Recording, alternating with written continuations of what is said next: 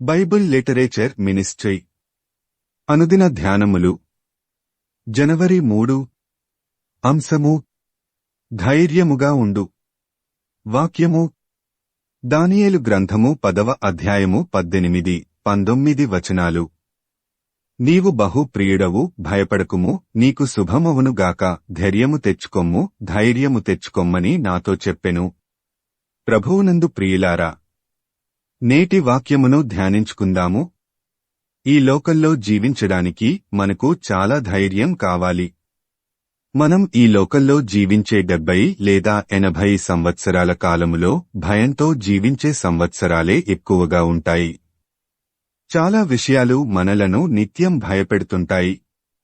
ఈ జీవన సంబంధమైన విషయాల్లోనే మనం ఎక్కువగా భయపడుతుంటాం. ముఖ్యంగా ఎలా బ్రతకాలి అనే విషయం మనల్ని భయపెడుతుంది. మనల్ని దేవుని నుండి దూరం చేయడానికి సాతాను దగ్గర ఉన్న పెద్ద ఆయుధం భయపెట్టడం. ఈ లోకంలో నీవు బ్రతకాలంటే, నీ కుటుంబాన్ని పోషించాలంటే, ఇల్లు కట్టించుకోవాలంటే, పిల్లలకు చదువులు చెప్పించాలంటే, సమాజంలో ఒక ఉన్నత స్థానం సంపాదించుకోవాలంటే డబ్బు కావాలి. డబ్బు లేకపోతే నీవు ఏమీ చేయలేవు అని నిత్యము మన మనస్సులో భయము రేకెత్తిస్తుంది. తద్వారా మనుష్యులు దేవుని మీద కాకుండా వారి శక్తి మీద ఆధారపడేలా చేసి డబ్బు సంపాదించడానికి ఉద్యోగం, వ్యాపారం, అనేక అక్రమ మార్గాల వైపు వెళ్లేలా పురికొల్పుతుంది సాతాను. ఈ లోకంలో బ్రతకడానికి భయపడేవారు అనేకమంది ఆత్మహత్యలు చేసుకుని దేవుడిచ్చిన జీవితాన్ని అర్ధాంతరంగా ముగిస్తుంటారు.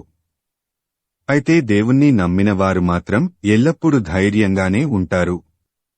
వారిలో ఒక విధమైన తెగింపు వస్తుంది. దేనిని, ఎవరినీ లెక్క చెయ్యరు. చివరకు చావుకు కూడా తెగిస్తారు. దానియేలు గ్రంథంలో మనం చూస్తే షద్రకు, మేషాకు, అబేద్నెగో అను యౌవనస్తులు దేవునికి వ్యతిరేకమైన రాజు యొక్క ఆజ్ఞను పాటించడాన్ని ఎలా తిరస్కరించారో తెలుస్తుంది. అగ్నిగుండాన్ని సైతం వారు లెక్క చెయ్యలేదు. దేవుని కోసం వారి ప్రాణాలను తృణీకరించుకున్నారు. దేవుని కోసం నిలబడటం కన్నా వారు జీవించటం ముఖ్యం కాదనుకుని వారి ప్రాణాలను ఇవ్వడానికి కూడా సిద్ధపడ్డారు. వారి యొక్క ధైర్యము రాజుని సైతం అబ్బురపరచింది. వారి ధైర్యము ఆ దేశమంతటా యెహోవా యొక్క నామము ఘనపరచబడటానికి కారణమయ్యింది. వారు యెహోవాయందు భయభక్తులు కలిగి ఉన్నారు కాబట్టి అంత ధైర్యం చూపించగలిగారు. యెహోవాయందు భయభక్తులు కలిగియుండుట బహుధైర్యము పుట్టించును. సామెతలు 14:26. ఈ లోకంలో జీవించేటప్పుడు మనం కూడా ధైర్యము కలిగి ఉండాలంటే దేవునియందు భయభక్తులు కలిగి జీవించాలి. దేవుణ్ణి బట్టి ఈ లోకంలో మనం ధైర్యంగా జీవించే జీవితం అన్యుల ఎదుట దేవుని నామము ఘనపరచబడటానికి కారణం కావాలి. మనం ధైర్యంగా జీవించే జీవితం అన్యులు కూడా దేవుణ్ణి నమ్ముకొనేలా ఉండాలి. యెహోషువ 1:9లో నిబ్బరము గలిగి ధైర్యముగా నుండుము, దిగులు పడకుము, జడియకుము, నీవు నడుచు మార్గమంతటిలో నీ దేవుడైన యెహోవా నీకు తోడైయుండును అని యెహోషువతో చెప్పిన దేవుడు మనతో కూడా దిగులు పడకు, జడియకు, నిబ్బరము కలిగి ధైర్యంగా ఉండు అని చెప్తున్నాడు. కాబట్టి మనం ఎప్పుడూ ధైర్యంగా ఉండాలి. ఈ నూతన సంవత్సరము నుండి మనం దేవునియందు భయభక్తులతో ఉండి ఏ విషయములోనూ భయపడకుండా దేవుడు మనకు తోడయి ఉన్నాడని ధైర్యంగా ముందుకు సాగుదాం. దేవుని మీద ఆధారపడి ధైర్యంగా ఉండటానికి నీవు సిద్ధమా? ప్రార్థించుకుందాము.